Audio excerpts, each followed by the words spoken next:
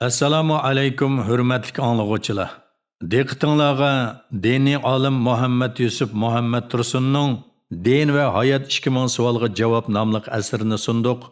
Yoqtirib anglag'aysizlar. Bismillahirrohmanirrohim.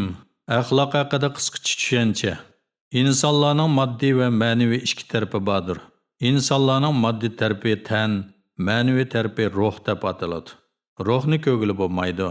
Ammo inson ruhining ta'siri bo'lgan go'zal xuylarni ko'gili bo'ladi. Bularni axloq deymiz. Axloq iymon bilan barobar turadigan muhim talab. Islomiy go'zal axloq bilan zinnatlanish Alloh taologa eng yiqimliq amal va ba'zi ibodatlardan ulug' ibodatdir. Payg'ambar alayhissalomning yeniga kelgan elchilar ummiga uningdan qandoq odamni Alloh hammadan yaxshi ko'rdi deb so'raganda, payg'ambar alayhissalom eng axloqli bo'lgan odamni Alloh hammadan yaxshi ko'rdi. İmam Ahmad rivoyati deb javob bergan. Payg'ambar alayhissalom uchunmi eng yiqimliq odam eng axloqli odamdir. Payg'ambar alayhissalom sahobalarga mundaq degan: "Sizlarga ishchanglardan men eng yaxshi ko'radiganlarni aytib beraymi? Eng axloqli bo'lganlaringlar mening uchun eng suyimli hisoblanasizlar." İmam Ahmad rivoyati. Hozirgi zamon musulmonlarning payg'ambarimiz Hazrati Muhammad alayhissalomning "Men faqat go'zal axloqlarni to'liqlash uchun evatildim" degan so'zida ifodasini topgan. Uning payg'ambarligining g'oyasi qilingan islomiy go'zal axloqlarni o'rganib, o'zlarini isloq qilishga va musulmonlikni to'liqlash orqali qaytadan qad ko'tarishga naqadar zo'r ehtiyojli bo'layotganligi hammaga ma'lum. Chunki bir millatning yuksalishi yoki cho'llishi uning axloqiga bog'liq ish. Axloq bilan har millat rivojlanib davom etar, ayrilganlar axloqdan zavolliqqa hamon ketar. Axloq ana shunday millatning taqdirini belgilaydigan muhim omil. Axloq haqida umumiy bayon. Axloq va uning ahamiyati. 648-savol. Axloq degan nima? Javob. Axloq insonning ruhida yerlashib, odat holiga kelgan qiliqlar bo'lib, odamning ish-harakati, gap so'zi, ideyasi, mijoz xulqi, muomala, munosabati, urf-odatini o'lchamlashtirib qilib soladigan mezon. Axloq kundalik turmushda chetiladigan doiraning kengligi, umumligi, roli, ta'siri va tarbiya jihatdan ma'naviy kuchlarning sarxili hisoblanadi. Axloq go'zal axloq, ya'ni yaxshi axloq va yomon axloq, ya'ni nachar axloq deb ikkiga bo'linadi. 649-savol. Go'zal axloq degan qaysi? Javob. Go'zal axloq o'zimizga, atrofimizdagilarga, jamiyatga va butun insoniyatga foydali bo'lgan, dinimizning prinsiplariga uyg'un kelgan va dinimizda buyurilgan axloqlardir. Bu islomiy go'zal axloqmi deyiladi. Islomiy go'zal axloq doirasiga kiradigan yaxshi ishlar va odatlar intayin ko'p. Ular har ishda to'g'ri, adolatlik, rostchil bo'lish, va'daga vafo qilish, omonatga ishonchlik, so'ygi vafoliq, iymon e'tiqodli bo'lish, oilasidagilarga mehribon, ota-onaga vafodor, urug' tuqqanlarga ko'yimchan, qo'shnilarga apo'chan, hayvonlarga rahimdil bo'lish, mayli dunyolik bo'lsin, mayli oxiratlik bo'lsin, o'z vazifasini bilish va o'z vaqtida o'rindash, xatoligini dodil e'tirof qilish, adabiy jasoratlik, sehi, mard, pokiz, madaniyatlik, ko'ksi keng bo'lish, har ishda haqiqatni ko'zlash, o'ziga ishonish, o'ziga yo'linish, vijdonliq, g'ururliq bo'lish, nomusini saqlashni bilish, vatanga, xalqqa va butun insonlarga manfaatli bo'lish va boshqalar. 650-savol. Yomon axloq degan qaysi? Javob. Yomon axloq o'zimizga, atrofimizdagilarga, jamiyatimizga va butun insoniyatga ziyonli bo'lgan, dinimizning prinsiplariga uyg'un kelmagan va dinimizda to'silgan qiliqlardir. Yomon axloqlarning turlari intayin ko'p. Ular yolg'on aytish, aldamchilik qilish, harom yeyish, ota-onani qaqshitish, oilasidagilarni ranjitish, qo'shnilarni azorlash, xizmatdoshlarga cho'ngchilik qilish, boshqalarga dushmanlik qilish, tuhmat qilish, ko'ranmaslik, qo'rqinchoqlik, so'zida turmaslik, hayvonlarni qiynash, o'g'rillik, tamagarlik, fursatparastlik, fitnaxo'rlik, g'ayvatxo'rlik va boshqalardir. 651-savol. Islom dinida axloq tushunchasi qandoq? Javob. Dinimizning buyurgan va to'sqanlarining hammasi insonlarni dunyo va oxiratda baxtli qilishni va insonlarni eng asl axloqlarga erishtirishni maqsad va g'oya qilgan. İnsanlar dinimizde buyurulganlarning hammasiga to'liq amal qiladigan bo'lsa, albatta ular eng go'zal, eng esil axloqlarga ega bo'lgan bo'ladi. Chunki dinimizning buyurganlari va to'sqanlarining hammasi insonlarni o'zlariga, oilasidagilarga, atrofidagilarga, jamiyatga, muhitga va butun insoniyatga ziyonli bo'lgan barliq nachar axloq va yomon xuylardan yiroqlashtirib, foydali ishlarga yuzlantiradi. Axloq rahmatning turtkisi bilan eng yaxshi ifodasini topadi. 652 savol. Axloq bilan rahmatning munosabati nima? Javob. Alloh taolo Qur'oni Karimda Muhammad alayhissalomga "Va ma arsalnaka illa rahmatan lil alamin", ya'ni biz seni olamlarga faqat rahmat qilib evatdik degan. Sura Anbiya 107-oyat. Bu oyatdan Muhammad alayhissalomning butun olamlar uchun rahmat bo'lib avatilganligi ifodalanadi. Ammo payg'ambarimiz Hazrati Muhammad alayhissalom o'zining payg'ambarlik muddasini ochiqlab, "Men faqat go'zal axloqlarni to'liqlash uchun avatildim" degan. Imom Buxoriy rivoyati. Yuqorqi oyat bilan hadis o'ttirisida intayin zish munosabatning borligi ko'rinib turadi. 653-savol. Undaqda bu oyat bilan hadis o'ttirisida nima munosabat bor? Javob. Qani o'ylab ko'ring. Bir lahza men bilan birga tafakkur qiling. Aldamchilik, yolg'onchilik, xiyonatchilik, bir-biriga ishonmaslik, shafqatsizlik qatorliq nachar illatlar davr surgan bir jamiyatda rahmatni topqili bo'lamdi? Bir-biriga ishonch qilolmaydigan, bir-biriga xiyonat qiladigan, bir-birini aldaydigan, yolg'on so'zlaydigan bir oilada rahmatning iznasini ko'gil bo'lamdi? Shunga keskin aytaolaymizki, men faqat go'zal axloqlarni to'liqlash uchun evatildim degan hadis bilan biz seni olamlarga faqat rahmat qilib evatdik degan oyat o'ttirsidagi munosabat oldinqisi keyingisini ro'yatga chiqaradigan halqiliq munosabatdir. Chunki axloq bo'lmasdan rahmat amalga oshmaydi. 654-savol. Undaqda rahmatning ma'nosi nima? Javob. Rahmat so'zi lug'atda kuyinish, mehribonlik, shafqat, rahimdillik degan ma'nolarni ifodalaydi.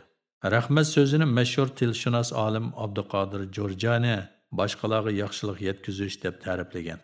Islohotchi olim Ibn Qayyim Javzi jafo tarsimi, ko'ngli xolimisimi boshqalarga manfaat yetkazishni taqozo qiladigan sifat deb ta'riflagan. 655-savol. Axloq ibodatdanmi muhimmi? Bu nima uchun shundoq? Javob. Shaksizki, axloq ko'plagan ibodatlardan muhim. Chunki butun ibodatlarning eng asosli mevasi faqat axloqni isloh qilish va shu orqali Alloh taolo buyurgan bandichilik vazifasini ado qilishdan iboratdir. Agar shundoq bo'lmasa, ibodatlarning tantarbiya harakatlaridan farqi bo'lmay qoladi. Islomiy go'zal axloqning ibodatdanmi savobli amal ekanligini payg'ambar alayhissalom o'tirg'i qo'yib, qiyomat kunida musulmon kishining yaxshilik mezonida go'zal axloqdan salmog'roq keladigan hech narsa yo'qdir degan. Imom Tirmiziy rivoyati. 656-savol. Ibodatlarning axloqni isloh qilishdagi roli nima? Javob. Dinimizda buyurilgan ibodatlar ayni vaqtda insonlarning axloqidagi qing'irliklarni tuzatish rolini o'ynaydi.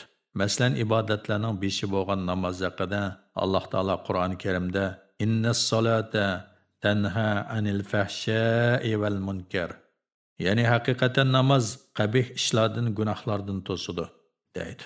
Sura Ankabut 45-oyat. Ma'lumki, qabih ishlar bilan gunohlar nachar axloqning natijasidir. Talabga loyiq holda samimiy niyat bilan ado qilingan namoz yomon axloqlardan cho'qim to'sidi va yaxshi axloqlarga yetaklaydi. Alloh taolo hadis qudusida mundaq degan: "Men namozni faqat mening ulug'liqim oldida o'zini tuvan tutadigan, bandalarimga yomonlik qilmaydigan, gunoh ma'siyatga davom qilmagan, kunduzlari meni yod etgan peqirlarga, musofirlarga, tullarga va xopliq tortib qolganlarga rahim shafqat qiladigan kishidan qabul qilaman." Zubaydi rivoyati. Buningdan ko'rib olishga bo'ladiki, sizning namozingiz sizni insonlarga rahim shafqat qilamasa, siz namoz o'qib uning mevasini ko'rmagan bo'lasiz.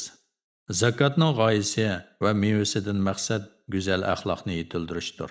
Chunki o'zini zakot va sadiqalarni berishga odatlantirgan odam yo'qsillarga ish chog'irtish va shafqat qilishni, shundaqla saxiylikni o'rganadi. Zakotning buyurilishining g'oyasi haqida Qur'oni Karim mundaq deydi: "Xuz min ahvalihim sadaqatan tutahhiruhum va tuzakkihim biha", ya'ni ularni gunohlardan poklash va yaxshiliklarni ko'paytirish uchun ularning mollarining bir qismini zakot hisobida olgin. Sura Tavba 103-oyat. Odatdagi yaxshiliklarni degan ibora zakotning moddiy va ma'naviy barliq yaxshiliklarni ko'paytiradiganligini ifodalaydi. Sexiylik va mardlikdan iborat go'zal axloqmi zakot ko'paytirib beradigan yaxshiliklardan biridir. Go'zal axloqda cho'qim ibodatning savobi bor. Payg'ambar alayhissalomning birovga ochiqchira aytishingda sadiqaning savobi bor deganligi buningga ishorat qiladi. Tirmiziy rivoyat. Ro'zaning buyurilishining g'oyasi haqida Qur'on Karim mundaq deydi: Ya ayyuhallazina amanu kutiba alaykumus siyamu kama kutiba alallazina min qablikum la'allakum tattaqun. Ya'ni mu'minlar gunohlardan saqlanishinglar uchun sizlardan ilgirkilarga ro'za farz qilinganidek sizlarga Ramazon ro'zasi farz qilindi. Sura Baqara 183-oyat. Oyatdagi gunohlardan saqlanishinglar uchun degan ibora ro'zining insonni gunohdan yiroq tutadigan va yaxshilikni suyadigan go'zal axloqqa ilib boradiganligini ifodalaydi. Hajjining buyurilishining g'oyasi haqida Qur'oni Karim yana mundaq deydi: Al-hajju ashharun ma'lumatun faman farada fihinnal hajja fala rafatha ولا فسوق ولا جدال في الحج وما تفعلوا من خير يعمله الله وتزودوا فإن خير الزاد التقوى واتقون يا أولي الألباب. Yani haj vaqti ma'lum bir qancha oydir. Bu oylarda haj qilishni niyat qilgan, ya'ni ihrom bog'lagan odamning jinsiy aloqa qilishi, gunoh qilishi va jidal qilishi ma'ni qilinadi. Sizlar qandoqliki yaxshi amalni qilsanglar, Alloh uni bilib turadi. Oxiratliginglar uchun oziq elib olinglar. Eng yaxshi oziq taqvodorlikdir. Sura Baqara 197-oyat. Odatdagi gunoh qilish va jidal qilish ma'ni qilinadi degan ibora bilan eng yaxshi oziq taqvolikdir degan ibora haj ibodatining kishilarning gunohlardan, kishilarga azor berishdan yiroq bo'lgan taqvolik doirasiga ilib kiradigan go'zal axloqqa yetaklaydiganligini ifodalaydi. Yuqorqi va boshqa butun ibodatlar musulmonlar yetmoqchi bo'lgan mukammallikning shotisi va go'zal axloqlarga odatlanishning yo'lidir.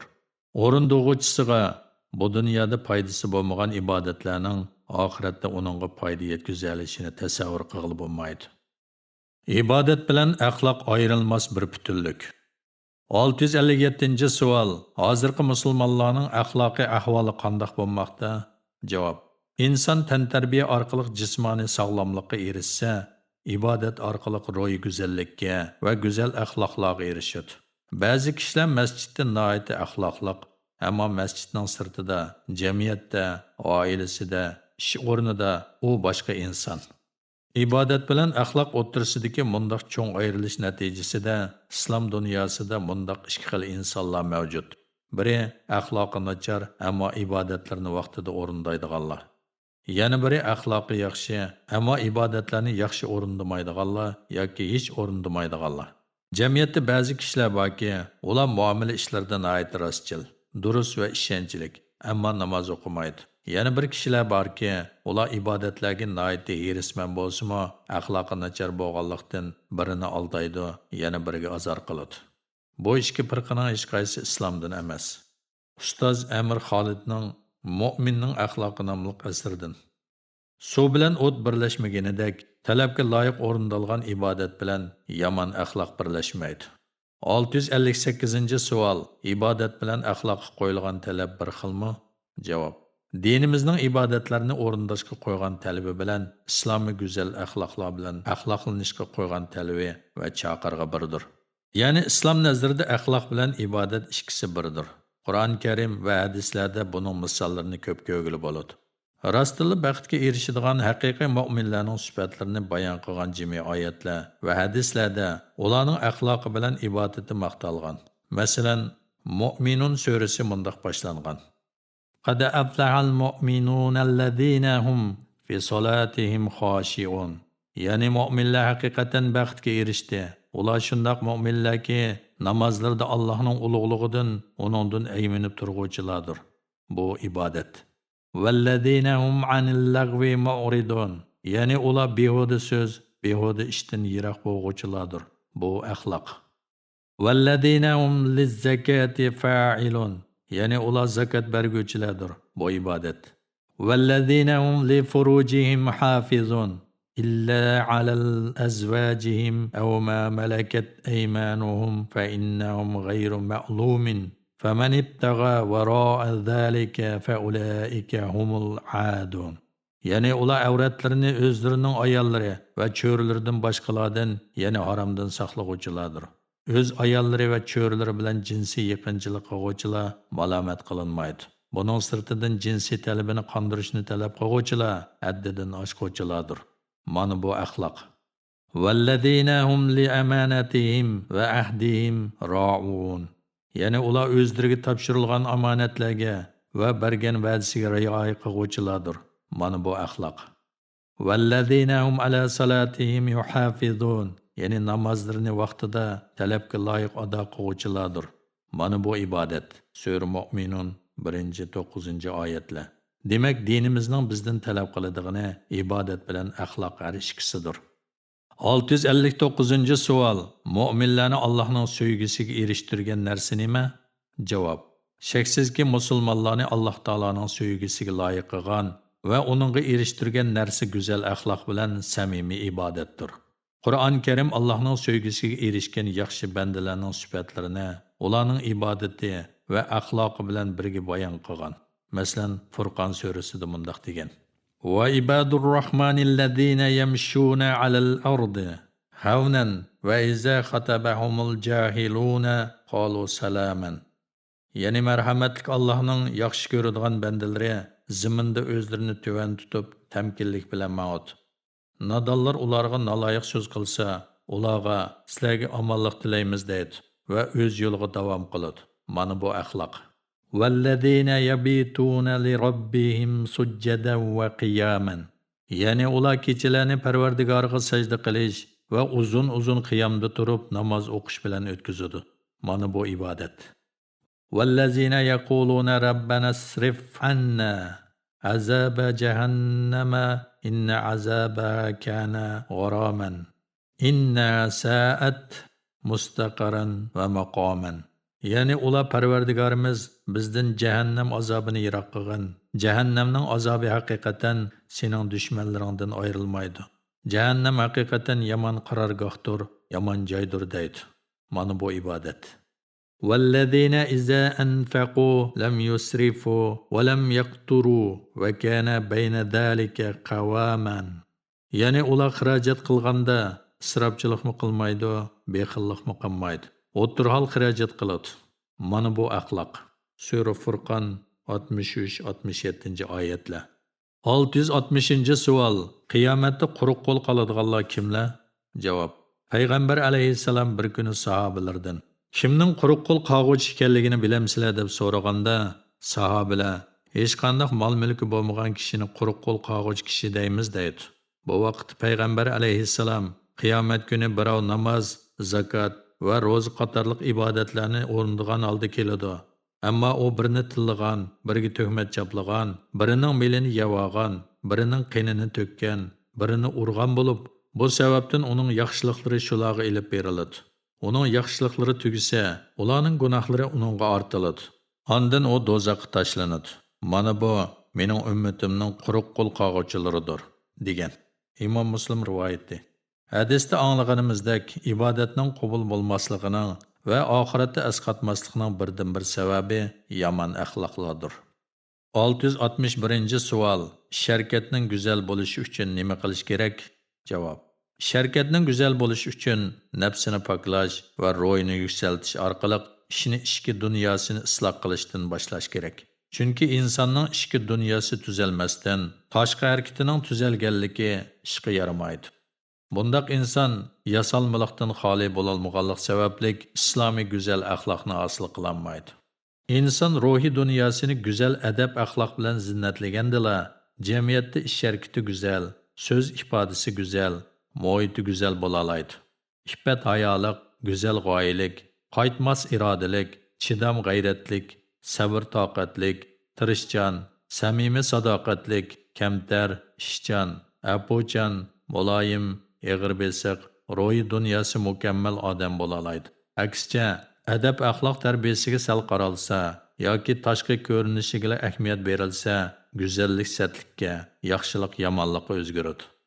Axloqsiz odam yomon ish, yomon xuy, yomon illatni odatga aylantirib oladi. Mundaqlar ish harakati aski, so'zlari qo'pol, behayo, pastkash, nomussiz, vijdonsiz, rahimsiz, saxtipaz, vafosiz, yolg'onchi, aldamchi, oshko'z, nafsoniyatchi, manmanchi, cheqimchi, bexil, jidalxo'r qatorliq yomon qiliqlarga odatlanib qoladi. Natijada oilaning xotirjamligi, jamiyatning tartibi buziladi. Shunga dunyodagi barcha dinlar eng avval kishilarni go'zal axloq bilan zinnatlashga chaqirib kelgan. Islom dinida bo'lsa, go'zal axloq iymonning kamolati va ibodatning javhari sanaladi. Payg'ambar alayhissalom bir hadisda musulmon odam go'zal axloqi bilan kecha uxlamay namoz o'qigan va kunduzi ro'za tutganning savobiga erishalaydi deb ko'rsatgan. Ibn Hayyan va Hokim rivoyat. 662-savol. İnsanlarni jannatga eng ko'p kirgizadigan amal qaysi? Javob. İnsanlarning jannatga kirishga eng ko'p sabab bo'ladigan amal go'zal axloqdir. Payg'ambar alayhissalom insonlarni jannatga kirgizadigan ishlarning eng ko'pi taqvolik bilan yaxshi axloqdir deb ko'rsatgan. Imom Tirmiziy va Ibn Majah rivoyat. U go'zal axloqqa tashabbus qilib, "Men axloqi go'zal bo'lganlarning jannatga eng yuqori martabali qasriga kirishiga kafolat qila olmayman" deb ko'rsatgan. Abu Dawud rivoyat. Taqvolik go'zal axloqning ifodasidir. Hadisda insonlarni jannatga eng ko'p kirgizadigan narsa ibodat deyilgan emas, balki axloq deyilgan. Marhum ustoz Muhammad G'azzali, islohotchi, mutafakkur olim Muhammad G'azzali 1917-yili Misrning Buhayra rayonida dunyoga kelgan bo'lib, Misrning oliy diniy maqomlarida va qadimiy ilm yurti Azharning da'vat ishlari komitetida xizmat qilgan. Makkadagi Ummul Qura universitetida, Aljeriyadagi Islom universitetida ilgari keyin bo'lib, bir qancha yil ustozlik qilgan. Misrdagi Al-Ikhwanul Muslimun jamoatining aktiv a'zolaridan bo'lgan. Bu sababdan 2 qitim turmaga ilingan. Musulmonlarning holini isloh qilish va tarbiya mavzularida ko'plagan qimmatli islomiy asarlarni yozgan.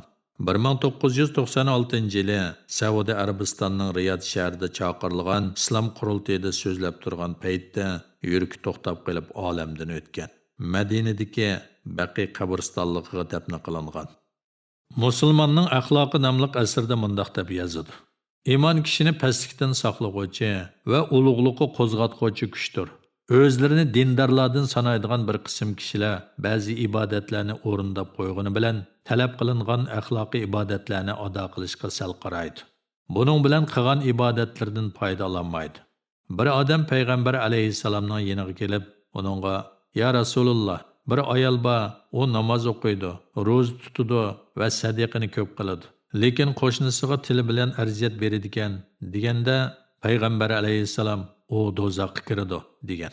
U odam yana bir ayol bor, namoz, ro'zasi oz, sadiqanimi oz beradi ekan, qo'shnisiga arziyat bermaydi ekan deganda payg'ambar alayhissalom "U jannatga kiradi" degan. Imom Ahmad rivoyati. Bu javobda esil axloqning qimmatiga alohida e'tibor berilgan. Yana bir hadisda go'zal axloq xuddi suv qironi eritgandek xatoliklarni eritadi. Nachar axloq sirka asalni buzgandek hammani buzadi deb ko'rsatgan. Imom Bayhaqi rivoyati. 663-savol. Axloq bilan iymonning darajasi qandoq? Javob. Go'zal axloq iymonni takomillikka ilib boradigan va uni kuchlantiradigan omildir. Daraja jihatda axloq bilan iymon bir o'rinda turadi. Payg'ambar alayhissalom go'zal axloqning ahamiyatini bayon qilib, iymoni eng komil mu'min, eng axloqli kishidir deb ko'rsatgan. Imom Buxoriy rivoyati. Payg'ambar alayhissalom bir kuni Allohning nomi bilan qasam qilamanki, undoq odam mu'min bo'lolmaydi degan so'zni 3 qatim takrorlagan. Bu vaqtda sahobalardan biri uningdan: "Ya Rasululloh, u qandoq odam?" deb so'raganda, payg'ambar alayhissalom qo'shnisi uning avorchiliklaridan xotirjam bo'lolmaydigan odam deb javob bergan. Imom Muslim, Imom Ahmad rivoyati. Qani o'ylab ko'ring. Balkonga yaygan kirning suyini ostinqi qavatdagi qo'shnilarga yoki yo'lga eqitib kishilarga arziyat beradiganlar bilan mashinasini qo'shnisining eshigi oldiga to'xtatib olib, uni bearam qiladigan yoki qo'shnisining ishiga oldigan yunda va yoki axlatlarni to'kadigan, uyiga kirib chiqish jarayonida qo'shnilarini rahatsız qiladiganlar o'zlarini iymonimiz komil deb ayta olamdi. İnsanның vücudida razillik cho'nqurlashib, yomonligi kuchaygan siri, xuddi odam kiyimdan ayrilgandekla din ibodatdan ayrilib qoladi. Ixchamlab aytganda, axloq har qanday odamning dunyo va oxiratdagi g'alaba yoki mag'lubiyatiga bevosita ta'sir ko'rsatadigan muhim omil. 664-savol. Axloq tarbiyasining ahamiyati nima? Javob. Odam axloqiy tarbiya orqali haqiqiy odam bo'lib yetiladi. Avlodlarga elib berilgan axloq tarbiyasi qayerda yaxshi elib berilsa, shu yerdagi odamlarning ideya saposi, madaniyat saposi, axloq saposi, tan saposi yaxshi bo'ladi. Axloq tarbiya orqali avlodlarga qandoq odam bo'lish, qandoq g'oya turg'izish, davrga mos qadamda qandoq ilgirlash, qandoq qimmat yaratish, nemani qilish, nemani qilmaslik, nemani suyish, nemalardan nafratlanish to'g'risida ta'lim beradi. Shariat ahkomlarining axloq bilan munosabati. 665-savol. Shariat ahkomlarining axloq bilan qanday munosabati bor? Javob. Shariat ahkomlarining axloq bilan bo'lgan munosabati nihoyat zich munosabat bo'lib, axloq prinsiplari bilan shariat ahkomlarining prinsiplari bir. Balki shariatni bir yurish axloqdan iborat birla mavzuning ichiga kirgizishga bo'ladi. Chunki shariat ahkomlarini o'rindashga turtki bo'ladigan narsa yanala axloqdir. 666-savol. E'tiqodning axloq bilan qanday munosabati bor? Javob. Islom e'tiqodi haqiqatda ilmiy haqiqatlar bo'lib, uning Alloh taolaning borligiga, birligiga, sifatlariga, payg'ambarlarga, samoviy Alloh tushirgan kitoblarga, g'ayblarga munosabatlik taraflari bordir. Ilmiy haqiqatlarga bosh egish axloqiy fazilat bo'lib, bu ilmiy haqiqatlarni qabul qilishga turtki bo'lgan narsa yanala axloqdir. Chunki haqiqatni e'tirof qilish go'zal axloq bo'lsa, ilmiy haqiqatlarni inkor qilish va uningdan yuz o'rish razil axloqdir. Uningga turtki bo'lgan narsami nafsi xohishining ta'siri ostida qilib, haqiqatni rad qilish va uni yomon ko'rishdir. Haqiqatni suyish va uni o'zining ziyniga bo'lgan taqdirdimi qabul qilishdan iborat go'zal axloq bilan axloqlangan odamning bu go'zal axloqi uni haqiqatga bosh egish va uni qabul qilish, haq egisini e'tirof qilishga elib boradi. Ammo bu go'zal axloqdan mahrum bo'lib, o'zining nafsi xohishini aqlga hokim qilib olganlar haqiqatni qabul qilmaydi, haq egisini e'tirof qilmaydi. Buningdan ma'lumki, dunyoda nurg'un kishilar orasida keng tarqalgan botil e'tiqodlar axloqiy bulg'anishlardan kelib chiqqan xurofotlar bo'lib, bulg'anmagan sab axloqning turtkisi bundaq botil e'tiqodlarni albatta rad qiladi. 667-savol. Ibodatning axloq bilan qanday munosabati bor? Javob. Islom shariatidagi ibodat faqat Alloh taolaning o'ziga qilinadigan, uning buyruqlarini o'rindab, to'sqanlardan yenish bilan uningga ibodat qilishni taqozo qiladigan, uning ato qilgan sonsiz ne'matlariga shukr qilib, uningga bo'ysunishni, uningga yaqinchilik izlashni va uni chin dilidan suyishni talab qiladigan ulug'vor itoatchanlikning ifodasidir. Itoat qilinishi zarur bo'lgan biriga itoat qilish axloqiy burish bo'lib, uning turtkisi haqiqatni suyish, haq egasining haqqini ado qilishdan iborat go'zal axloqdir. Chunki ibodat qilinishi zarur bo'lgan birining ibodat qilinishi uning tabiiy haqqidir. Haq egasining haqqini ado qilish va haqiqat o'zining zitiga bo'lgan taqdirdimi, uni qabul qilishdan iborat go'zal axloq bilan axloqlangan odamning bu go'zal axloqi uni haq egasining haqqini ado qilishga ilib boradi. Natijada Allohning haqqi bo'lgan qulchilik burchini ado qilishga turtki bo'ladi. Ne'mat berguvchiga shukr qilishmi go'zal axloq bo'lib, bu uningga turtki bo'lgan narsa, yaxshilik qilganning mukofotini berish, ne'mat berguvchiga minnatdorlik bildirishdan iborat fazilatdir. Alloh taolo ne'mat berganligi uchun uningga shukr ado qilish bilan minnatdorlik bildirishga haqliqdir. Go'zal axloqli odam Alloh taoloning bu haqqini ado qilgandek, insonlar tarafidan ko'rgan yaxshiliklarni mukofotsiz qo'ymaydi. Bundaq qilish vafodorlikdan sanaladi. Vafodorlik bo'lsa go'zal axloqning o'zi. 668-savol. Pul mol muomalasining axloq bilan qanday munosabati bor? Javob. Pul mol muomalasi to'g'riliq bilan adolat ustiga qurilgan muomala bo'lib, to'g'riliq bilan adolatni suyish go'zal axloq qatoridan sanaladi. To'g'riliq va adolatparvarlikdan iborat go'zal axloq bilan axloqlangan odam pul-mol muomalasi va qandoqli bir muomalada cho'qim islom prinsipi bilan ish ko'radi. Din muomaladir degan so'zmi bu sababdan aytilgan bo'lishi kerak. Ammo to'g'riliq va adolatparvarlikdan iborat bu go'zal axloqdan nisivisi bo'lmaganlar boshqalarning haq-huquqiga tajovuz qilish, haqsizlik qilib boshqalarga zulm qilish qatorliq yomonliklarni qiladi. Chunki haqsizlik bilan zulm haqiqat o'zining nafsi xohishiga zid kelgan vaqtida uni yomon ko'rish va uningdan yuz o'rishdan iborat axloqiy qing'irlikdan kelib chiqadigan narsa. 669-savol. Oila hayotidagi ahkomlar bilan axloqning qanday munosabati bor? Javob. Oila hayoti uchun belgilangan islomiy ahkomlar va qoida prinsiplar axloq bilan amalga oshadigan bo'lib, axloq bu munosabatlarning asosli yo'lanchigidir. Masalan, oila nizomi, shaxslarning haq-huquqlari va ularning vazifalarini misol qiladigan bo'lsak, oila a'zolari o'rtasida o'zaro hamkorlik, bir-birini tushunish va bir-biriga yo'l qo'yish, bir-birini kechirish, oiladagi mas'uliyatlarni har kim o'zining iqtidori va yoritilishidagi o'zgachiligga asosan adolat bilan bo'lishish, o'ylanish, ajrishish, oilaning ehtiyojlarini qamdash, merosni haqqoniy taqsim qilish qatorliq ishlarning hammasi boshdan oxir go'zal axloq prinsiplariga amal qilish bilanla to'g'ri yo'llanishga qarab yo'l oladigan ishlardir. Chunki adolatning qonun prinsiplari uy ichiga yaramaydi. Uy ichida faqat Allohdan qo'rqishdan iborat axloqiy va vijdoniy prinsiplar ishga yaraydi. Yemak-ichmak va islom ko'rsatmalariga munosib holda kiyinish ishlarimi bu mavzuga qo'shiladi. 670-savol. Ijtimoiy munosabat bilan axloqning qanday munosabati bor? Javob. Ijtimoiy munosabatlar axloq bilan zich munosabatlik bo'lib, har bir shaxsning hayotidagi diniy va dunyolik vazifasini oila a'zolariga, qo'shnilarga, yurt jamoatga va butun musulmonlarga qartilgan burchini va vazifasini chin ko'ngildan qaytarqanib ado qilish ishi kishidagi haqiqatni suyish, boshqalarga yo'l qo'yish, kechirish, umumning manfaati uchun o'z nafsining talablaridan voz kechishdan iborat go'zal axloqning turtkisi bilan amalga oshadi. 671-savol. Ahdi misaq va kelishimlarning axloq bilan qanday munosabati bor? Javob. Ahdi misaq, kelishim va va'dalash ishlarini elib berishdan maqsad insonlarning haq-huquqini qo'g'dash, haqsizlikka va zulmga yo'l qo'ymaslik uchundir. Mundaq muomalalarni birovning haqqiga tajovuz qilmasdan haqqoniy holda elib berish faqat go'zal axloq doirasida ish ko'rish bilan amalga oshadi.